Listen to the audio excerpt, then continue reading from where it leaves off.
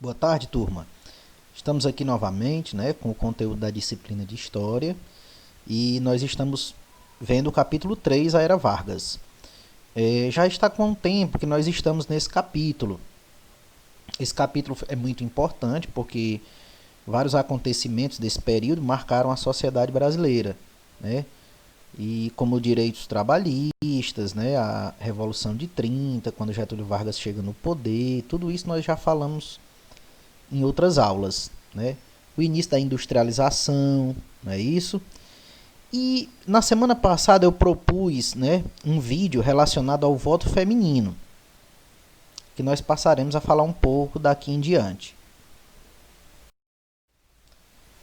O vídeo é um programa feito pelo Tribunal Superior Eleitoral. Então é um vídeo muito interessante, que tem credibilidade, né?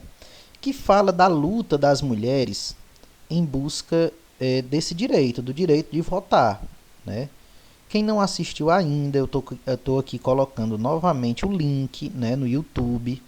Você pode copiar esse link aí, né, no navegador, pesquisar lá no YouTube e assistir para poder responder e entender direito a atividade que a gente vai passar a fazer a correção agora. Na primeira questão, essa primeira questão é bem interessante porque eu gostaria que vocês soubessem o que muitos políticos falavam contra as mulheres poderem votar, né? Agora entendam, a gente tem sempre que entender uma coisa, nós não podemos julgar a sociedade daquele momento. Isso foi o início do século XX, nos anos 1910, 1911, né? Com a proclamação da República foi em 1889, então fazia pouco tempo que o Brasil tinha entrado no sistema republicano. E estava tendo a organização dos trabalhadores, né? Aquele momento que os trabalhadores se reuniram em busca dos seus direitos trabalhistas e as mulheres também começaram a se reunir em busca dos seus direitos, inclusive o direito do voto. Esse vídeo que eu propus e essa atividade é só relacionada ao voto feminino. Então, quando começaram a discutir sobre o voto feminino, o que os políticos alegavam contra? É a primeira questão.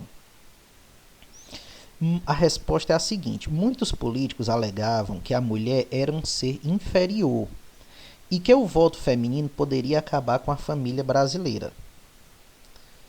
Essa era a visão, né, de alguns homens daquele período, não de todos os homens, né? Era, lógico, uma visão machista, porque a sociedade brasileira, né, ela foi construída, foi fundada em cima de preceitos, né, machistas, onde o senhor do engenho, né, o grande industrial, o homem, a figura masculina é aquela que detinha o poder, a que detinha, né, o prestígio, e a mulher ficava em segundo plano.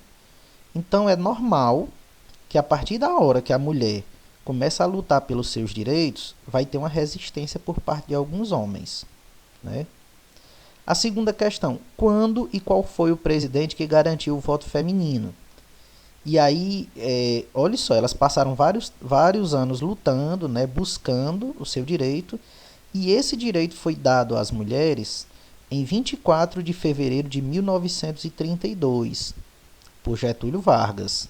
Ele assinou uma lei nesse dia garantindo o direito de voto das brasileiras, né?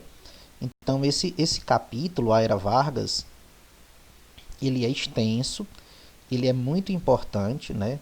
Se nós podemos estudar, por exemplo, a parte política, a parte econômica, a parte trabalhista, dividir o capítulo em etapas e ir debatendo e estudando, né, alguns pontos importantes.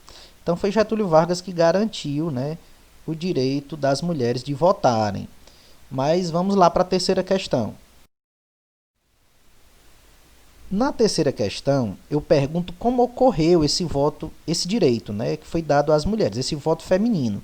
Todas as mulheres podiam votar? Olha só, o Getúlio Vargas, como eu já falei em outro momento, ele era muito hábil politicamente, né, ele era muito inteligente. Então ele agradou as mulheres, deu o direito de votar, mas agradou também aqueles políticos mais tradicionais e machistas que não queriam que as mulheres votassem. Como ele fez isso? Vamos lá. A resposta é a seguinte: nem todas as mulheres podiam votar. As mulheres casadas só podiam votar se tivesse autorização dos maridos. As mulheres solteiras e viúvas, elas só podiam votar se elas tivessem renda própria, dinheiro, ou seja, deviam ser independentes. Ora, naquele período, a maioria das mulheres nem podia trabalhar fora de casa. Então a maioria delas não tinha essa renda própria, certo? Então foi um direito que foi dado, mas foi incompleto. Não foi dado a todas as mulheres, né? Tinha essas restrições. Muitas delas não puderam votar. A quarta questão. Explique o que foi o movimento sufragista, quem fazia parte e o que reivindicavam. Tem 3 perguntas aqui, né, dentro dessa quarta questão. Entendam, sufrágio está relacionado a voto. É uma palavra relacionada à escolha, ao voto. Então, o movimento sufragista já está dizendo que foi um movimento que buscava o voto. Então, quem fazia parte? Vamos lá. Esse movimento é considerado por muitos historiadores como o primeiro movimento que fez surgir um outro movimento chamado feminista, mais amplo. Mas este movimento chamado sufragista era um movimento composto por mulheres. A maioria das mulheres de classe média alta, elas haviam estudado. Depois foi que as operárias começaram a aderir ao movimento. E elas reivindicavam o direito ao voto. Então, o movimento sufragista já está dizendo que era a busca pelo voto. Como é que elas fizeram isso? Elas vão para as ruas, criam jornais, criam partidos. Enfim, elas começam a se organizar em busca de seus direitos. Então, que fique bem claro aqui que foi um movimento onde as mulheres começaram a conscientizar umas às outras e começaram a se unir em busca de direitos. No caso do movimento sufragista, era o direito ao voto. E a quinta e a última questão, né? Segundo o documentário, quais as ações realizadas pela feminista Berta Lutz para garantir alguns direitos das mulheres? Bom, a Berta Lutz, ela fundou a Liga pela Emancipação Intelectual da Mulher. Quando se fala em liga, se fala em grupo, né? Se fala em associação. Era a Liga pela Emancipação. Emancipar é tornar a mulher independente. Então essa liga ela tinha um objetivo de conscientizar a mulher para a atuação na política, para a sua independência, para o seu papel, né, como uma pessoa que constrói também a sociedade. Então, imaginem, um país onde a maioria é machista, quando as mulheres começam a fazer esse tipo de coisa, a se reunir, a se organizar, a lutar pelos seus direitos, isso não foi fácil, né? Então, é muito importante que todos nós, né, saibamos esses episódios, essa história, para que nós possamos dar valor à luta dessas mulheres, né? Hoje todas as mulheres podem votar, as mulheres podem participar, podem se candidatar, né? Inclusive nós tivemos uma mulher que foi presidente do Brasil, né? Mas é uma luta todos os dias para reduzir o machismo e para aumentar a participação das mulheres, dos negros, das minorias. Então, pessoal, espero que vocês tenham gostado, né? É um assunto excelente.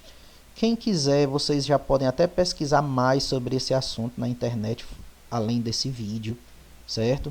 Se tiverem alguma dúvida, podem colocar no grupo do WhatsApp que eu responderei. Uma boa semana a todos.